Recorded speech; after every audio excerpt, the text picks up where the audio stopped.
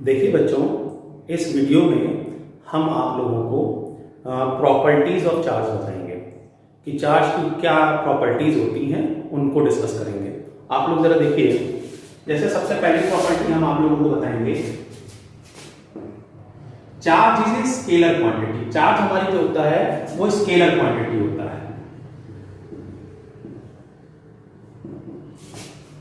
Charge is scalar, ठीक है।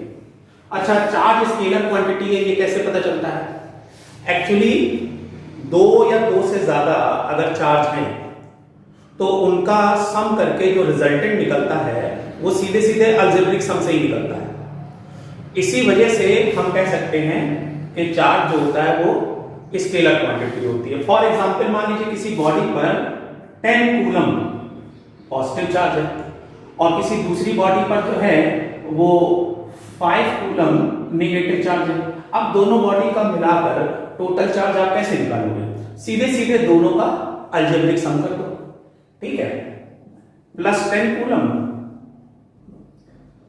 Minus 5 coulomb, तो आप देखेंगे 10 माइनस 5 प्लस 5 कूलम, इतना जो है वो टोटल चार्ज आ गया। तो यहां पर जो है दो या दो से ज्यादा अगर कोई चार्ज है, ठीक है, और उनका सम करके रिजल्टेंट निकालना है तो सीधे आप क्या कर सकते हैं? अलजेब्रिक सम कर सकते हैं, उससे आपको रिजल्टेंट मिल जाएगा। और इसी से हमें ये पता चलता है कि जो चार्ज होता है वो हमारा स्केलर क्वांटिटी होता है। बात क्लियर होगी? तो इसको आप लोग ध्यान रखिएगा, है ना। आगे देखिए,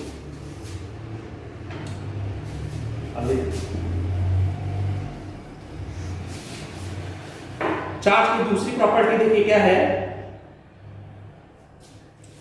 कि चार्ज जो है वो ट्रांसफरेबल होता है।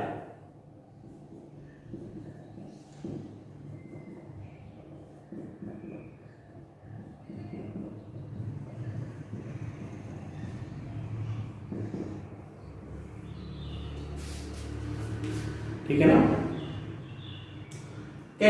चार्ज ट्रांसफरेबल होता है, यानी कि चार्ज जो है वो एक बॉडी से दूसरी बॉडी पर ट्रांसफर किया जा सकता है। और ये चीज तो हमने चार्जिंग जब हम आपको बता रहे थे तो उसमें हमने इस चीज को डिस्कस किया था कि एक बॉडी से दूसरी बॉडी पर चार्ज का ट्रांसफर किया जा सकता है, ठीक है। और चार्ज का ट्रांसफर हमेशा जो होगा वो इलेक्ट्रॉन के फॉर्म में होगा, ठीक है। अगर एक सॉलिड बॉडी से दूसरी सॉलिड बॉडी पे अगर आप जो है चार्ज का ट्रांसफर करते हैं तो ये चार्ज का ट्रांसफर हमेशा इलेक्ट्रॉन्स के फॉर्म में होता है, ओके। तो ये दूसरी प्रॉपर्टी है, ठीक है। अच्छा, थर्ड प्रॉपर्टी आप लोग जरा देखें। यहां पर एक बड़ी अच्छी बात है, charge is always associated with mass, यानी चार्ज हमेशा मास से एसोसिएटेड होगा। इसका मतलब क्या होता है? अगर किसी बॉडी पे चार्ज है तो उस बॉडी में मास जरूर होगा। इस लाइन का मतलब यही होता है।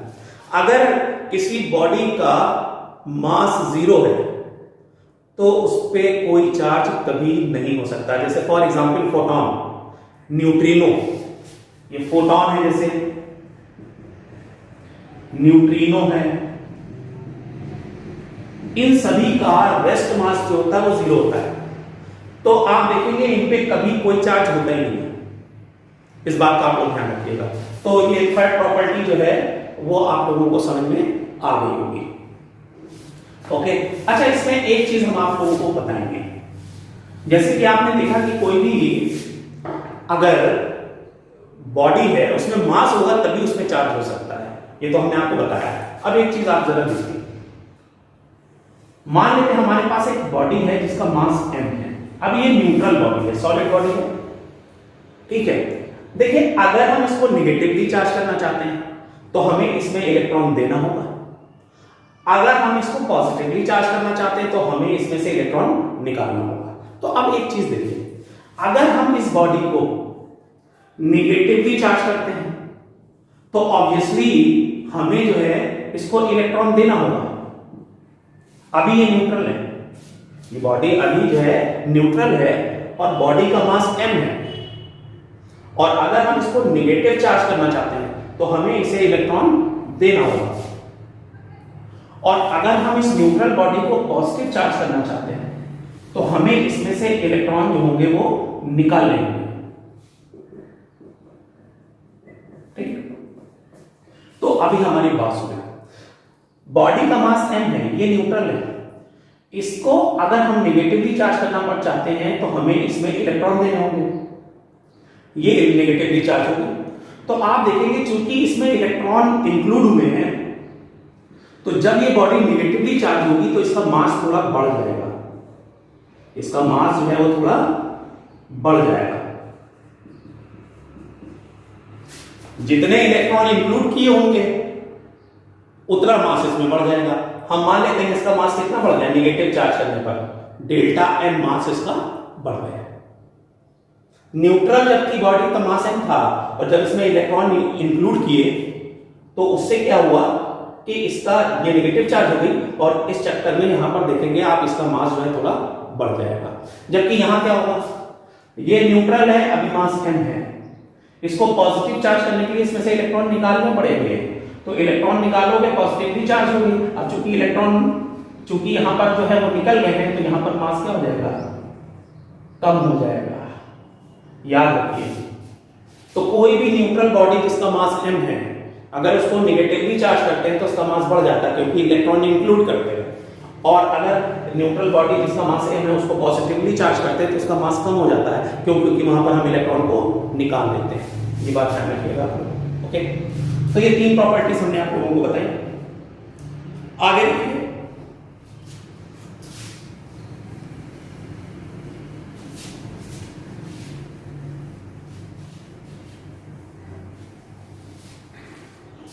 आगे आप लोग देखिए प्रॉपर्टी नंबर 4। प्रॉपर्टी नंबर 4 है क्वांटाइजेशन ऑफ चार्ज।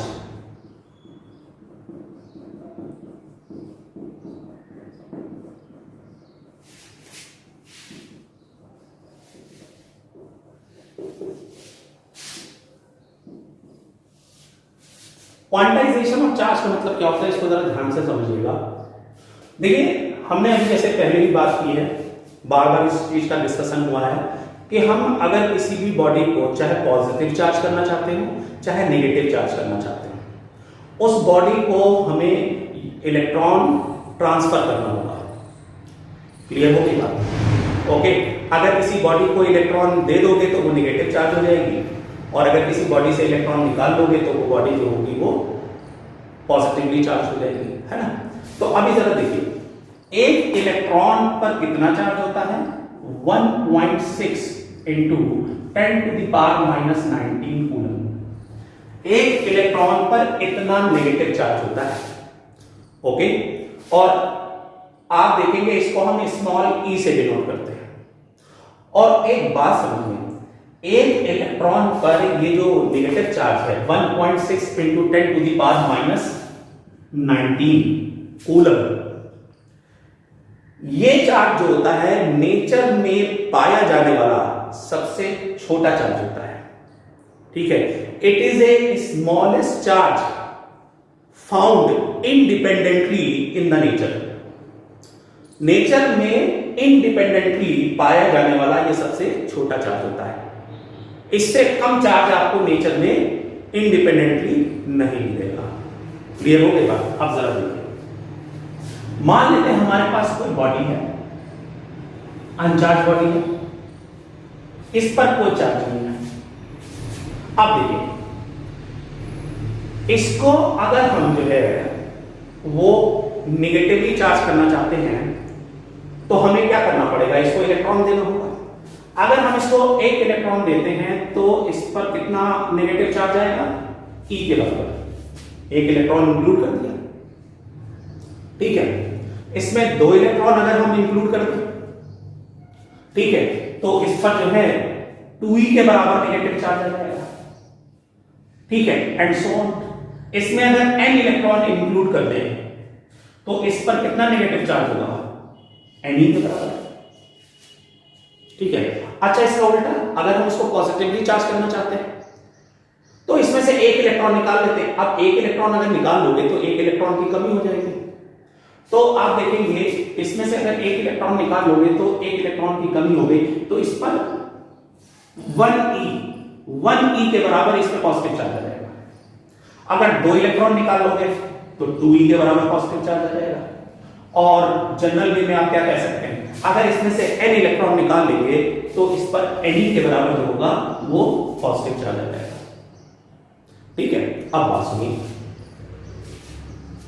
इस चीज से हमें एक बात ये पता चलती है कि चाहे किसी बॉडी पर पॉजिटिव चार्ज हो या नेगेटिव चार्ज हो, वो चार्ज या तो E होगा या 2E होगा या 3E होगा 4E होगा, और जनरल वे में क्या होगा, Ne होगा।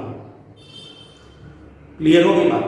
किसी भी बॉडी पर अगर चार्ज मौजूद है तो वो कभी ये नहीं हो सकता प्लस 2.5 या फिर 5/3। आप देखेंगे किसी भी बॉडी पर चाहे पॉजिटिव चार्ज हो चाहे नेगेटिव चार्ज हो, वो 1 ही हो सकता है, 2 ही हो सकता है, 3 ही हो सकता है, 4 ही हो सकता है, जनरल वे में N ही हो सकता है, चाहे पॉजिटिव हो चाहे नेगेटिव चार्ज हो। कभी भी किसी बॉडी पर जो चार्ज होगा वो 2.5 ही नहीं हो सकता, या फिर जो है 5/3 ही नहीं हो सकता, चाहे वो पॉजिटिव चार्ज हो चाहे नेगेटिव चार्ज हो। यानी कि इसका मतलब ये हुआ कि किसी भी बॉडी पर जो टोटल चार्ज होता है वो एक इलेक्ट्रॉन पर जितना चार्ज होता है उसका इंटीग्रल मल्टीपल होता है। इंटीजर समझते हैं ना, 1 2 3 4 इंटीजर। यानी कि total amount of charge found on any object is integral multiple of the charge present on 1 electron. किसी भी बॉडी पर जो टोटल चार्ज होता है, एक इलेक्ट्रॉन पर भी जितना भी चार्ज है उसका वो इंटीग्रल मल्टीपल होता है, 1e 2e 3e 4e। General में क्या कहोगे, N। ओके, तो किसी भी बॉडी पर जो टोटल चार्ज होता है हम उसको Q मान लेते हैं, और वो कितना होगा, Ne होगा, पॉजिटिव चार्ज हो चाहे नेगेटिव चार्ज हो। ठीक है। और यही जो चीज होती है इसी को हम लोग कहते हैं क्वांटाइजेशन ऑफ चार्ज। अगर आपसे कोई पूछता what is quantization of charge, तो इसको क्या लिखोगे कि total charge found on any object is equal to the integral multiple of the charge present on 1 electron. ठीक है, Q इक्वल टू N। इसी को कहते हैं quantization of charge. Quantization of charge को आप एटॉमिसिटी ऑफ चार्ज भी कह सकते हैं। क्लियर होगी बात? ओके। अच्छा, यहां पर एक चीज आपको बताना रह गया था कि एक इलेक्ट्रॉन पर इतना चार्ज होता है, ठीक है, और ये नेचर में पाया जाने वाला इंडिपेंडेंटली पाया जाने वाला सबसे छोटा चार्ज है, तो इसको हम लोग कहते हैं unit charge, small you. Okay, तो ये हो गया क्वांटाइजेशन ऑफ चार्ज। अगली प्रॉपर्टी आप लोग देखें,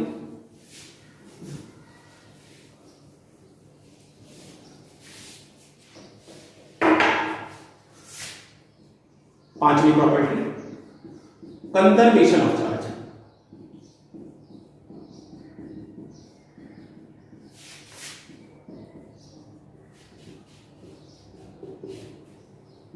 देखिए कंजर्वेशन ऑफ चार्ज क्या होता है, इसको दो तरह से डिफाइन कर सकते हैं। एक तो होता भाई charge neither be created nor be destroyed, it can only transfer from one body to another body. यानी कि चार्ज को ना तो नष्ट किया जा सकता है और ना ही चार्ज को उत्पन्न किया जा सकता है, इसको केवल हम एक बॉडी से दूसरी बॉडी पर ट्रांसफर कर सकते हैं। ये तो कंजर्वेशन ऑफ चार्ज की एक डेफिनेशन हुई। दूसरी डेफिनेशन क्या है कंजर्वेशन ऑफ चार्ज की, कि for any isolated system total charge will remain constant।